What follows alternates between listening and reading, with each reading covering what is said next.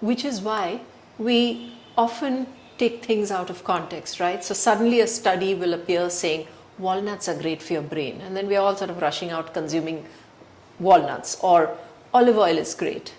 What is the danger in this kind of quick fix advice given out? So an American researcher and neurologist, Professor Robert Friedland, did this very interesting thing in one of our recent webinars. He pulled out a bottle of chawanprash. And of course he was giving this talk from wherever he was, Louisiana or wherever. And he said that what I found very interesting about this is the diversity of content. And he was pointing out that it had 56 different ingredients or whatever. What he was saying was that for a person like me who eats a very ubiquitous Western diet, diversity of this nature becomes extremely important. And you guys are very fortunate. You already have a very diverse diet in India. So I think the one lesson about gut and brain health is that it's not particular ingredients alone. It is diversity of diet that is very, very important. You'll have to mix it up, and you have to mix it up well. Okay. Yes, obviously we all follow advice in terms of how much carbohydrate intake we should have, or how much protein intake we should have, which foods we may avoid because we have high cholesterol or we may get high cholesterol, and so on. All that is fine. But I do not believe a single food should get predominance, nor do I believe in foods being avoided in complete toto unless one is allergic. It's different to say I'm allergic to something and therefore I don't include it in my diet. That's sensible.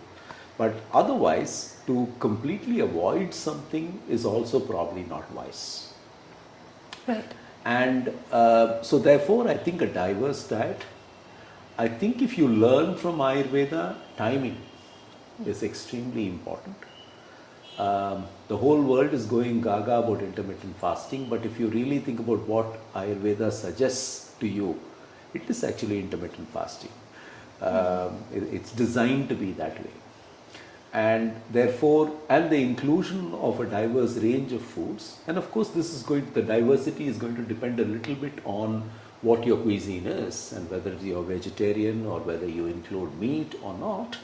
But I think also the diversity of spices, the diversity of vegetables, the diversity of other ingredients in your diet is extremely important.